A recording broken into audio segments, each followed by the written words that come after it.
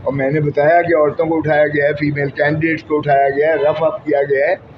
अब अगर चीफ साहब कहते हैं मैं मीडिया नहीं देखता तो फिर ये जो है उसका क्या है? उसमें लेक्चर्स किए साथ जी डॉक्यूमेंट्स या एविडेंस या जो चीज़ अब सारा कुछ लगाएंगे उनके जवाब में, जो उन्होंने मलबा लिखा है 700 सफ़े का के एवरीथिंग इज़ परफेक्ट, और आप बार बार चला रहे हैं माशाल्लाह, कल से चला रही है ये मीडिया चला रहा है कि उन्होंने कहा कि कोई धांधली नहीं हुई है, बड़ी लेवल प्लेइंग फील्ड है, बड़ा पुरअमन माहौल है।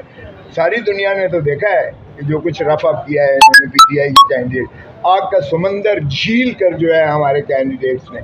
नॉमिनेशन पेपर्स के वक्त वही बदतमीजी की गई, उसके बाद जांच पड़ताल यानी स्क्रूटनी वाले प्रोसेस में भी यही किया गया, उसके बाद जब मुस्तरद हुए मैन मैस तो वहाँ भी जो है यही बदतमीजी की गई कि नकूल नहीं दी गई हैं, अपीलें दायर करने में दिक्कत हुई है, और ये कहते हैं किसी को नज़र नहीं आया है, वो कहते हैं कुछ भी नहीं हुआ है, ना किसी को गिरफ्तार किया गया है, ना किसी को रोका गया है।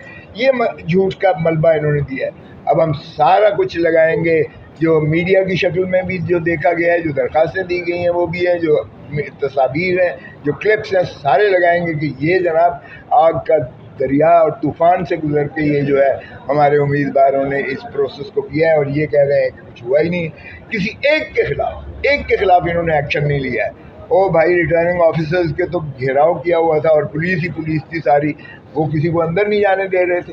आप कहते हैं कुछ हुआ ही नहीं है, लेवल प्लेइंग फील्ड है, और आप कहते हैं कुछ शिकायत ही नहीं आएगी, आप कहते हैं सब कुछ निपटा दिया गया है। इससे बड़ा झूठ एक रियासती इदारा, वो भी जो आइनी इदारा अपने आप को कहता है, इलेक्शन कमीशन ऑफ पाकिस्तान, हम 5 मेंबर्स के खिलाफ भी तौहीन अदालत में उनको 7 फरीक बना रहे हैं कि उन्होंने भी झूठ बोला है और ये इनके खिलाफ भी कार्रवाई की जाए। वो तो कहते हैं कि आपको जुर्माना होना चाहिए, आपने, मुझे तो कभी नहीं किसी ने कहा।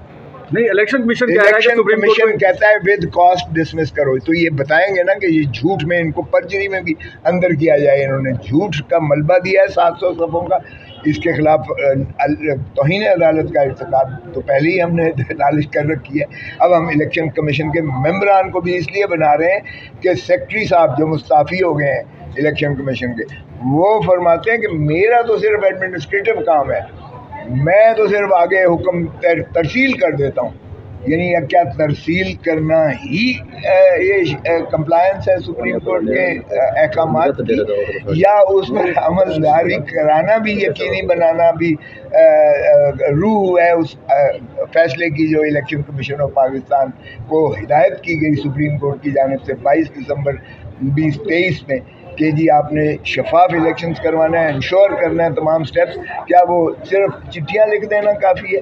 और एक के खिलाफ कार्रवाई नहीं हुई, एक के खिलाफ भी कोई बता दें रिटर्निंग ऑफिसर। फिर इन्होंने 144 लगाया है, ये कैसी लेवल प्लेइंग फील्ड है, और कहते हैं जी कि सबके लिए है। और सबके लिए भाई वो तो जलसे कर रहे हैं, सिर्फ अगर जलसे करने की इजाज़त नहीं है, कैंपेन करने की इजाज़त नहीं है तो वो पीटीआई को नहीं है, बाकी तो सारे आप रोज़ देख रहे हैं, कर रहे हैं। फिर मैंने कहा कि एक बंदा ये इन्होंने maintenance of public order ordinance के सेक्शन 3 के डिटेंशन ऑर्डर्स सारे, और डिटेंशन ऑर्डर्स किसने किए?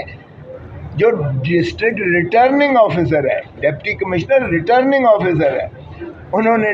मैंने कहा एक दिखा दें कि किसी का नून लीग का या किसी और जमात का किसी के खिलाफ